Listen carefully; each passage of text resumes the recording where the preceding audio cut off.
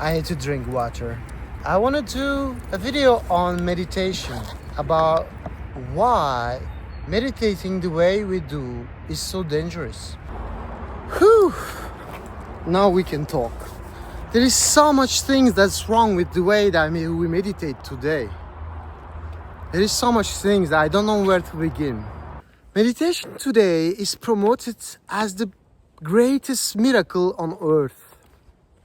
Those who promote and sells it, they don't tell you to first bring silence in your mind, to first bring order in your life.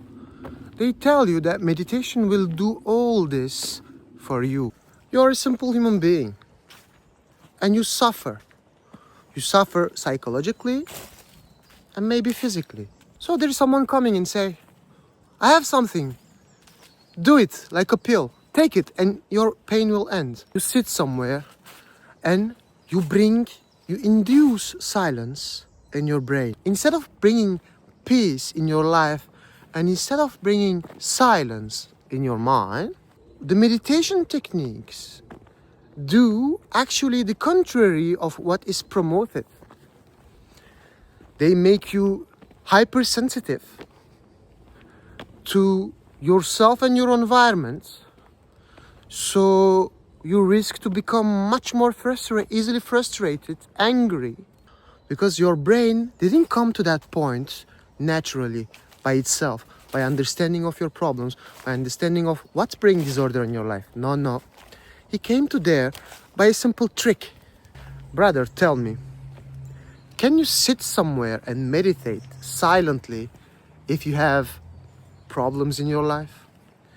If you hurt your brother and sisters, or you live a life they hurt you, can you meditate, sit somewhere silently? No. So if you don't understand yourself, doing all those techniques of meditation are so dangerous. You are exposing yourself to something that you are not ready for. Being not ready, you are put in a situation that you are so sensitive. There had been some scientific research on how a mind of a monk, Buddhist monk, which meditates every day for hours, is not different in the way it's aged, in the way it's changed from a simple, mundane, everyday working, everyday suffering human being. Actually, real meditation is what's come before those meditation techniques. First, you should bring order in your life. First, you should bring order in your mind. That you have that calm, silence, which is not a desire, something to be accomplished, but which comes by you working every day to not create more problems. Real meditation is to understand oneself. Is to see oneself as we are, and to be able to do that, you need to know how thinking function. What's your desires? What's your fear? You need to understand all this before you go sit somewhere and stay silently without movement. The real meditation begins when you understand that you know that you don't know. When you understand the real nature of thinking, how it imagines our life, the image it has about me, about other people. Consciousness is the content of the brain, as Krishnamurti says. And thinking is the result of memory. The content of the brain is the accumulation of the experience through our senses. So we experience life and we accumulate it. And it becomes our memory. And we think from our memory. You need to see them, observe them in movement, and check and test the truth of it. If your mind says, don't do that or do that, you need to understand why and what happened when you do that. That's a part of understanding oneself, knowing yourself. So if you don't know yourself, don't meditate. If you don't understand yourself, don't meditate. It's so dangerous.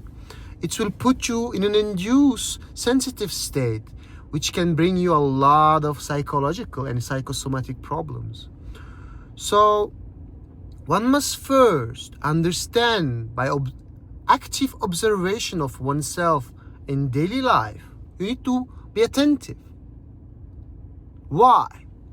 When a friend hurts you and you see the frustration, you need to pay attention to that. When you hurt a friend and you see him sad, you need to pay attention. Why?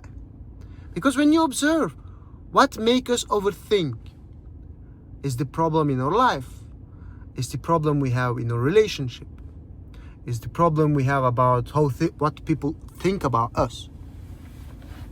So when you realize this, and you realize how all this, it's an illusion that we impose in ourselves, and it's actually the core of our suffering, that we suffer 99% from thinking, from imagination.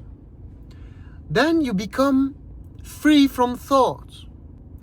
Then you have this naturally calm brain. When you understand the illusory nature of thought, and you are just no more influenced by it, then you can say that you are meditating, which means that you don't reject your thoughts. Your brain is not all the time silence, because the silence of the brain is not the cessation of thought. But you see the noises in your brain, you examine the problems in your brain, and you will act to solve the problem. This is the real meditation. When my friends hurts me, I see it. I see I'm frustrated and sad. So I solve the problem. When I hurt my brother, how I know it? I know because I think about it. I know I hurt my brother. I hurt him. Or my father or my mother. Or they hurt me. This seeing of the problem must be the thing that pushes you to action, the action which will dissolve the problem. So I call my brother and say, brother, I'm sorry. Or I call him and say, I didn't like what you told me. That was mean. And what do you see when you solve your problems? Your brain is already calm. It doesn't think anymore about this problem. So we need to solve every problem you have. You need to think out every thought that's come to you and that's bother you. And then begin to meditate. And then go further. And then you can sit in a bank or lean on your bed and stay silently without moving and discover what's happened. If you didn't do that, don't meditate, because it is so dangerous that it will bring you things that you are not ready for. Friends, take care and see you next time.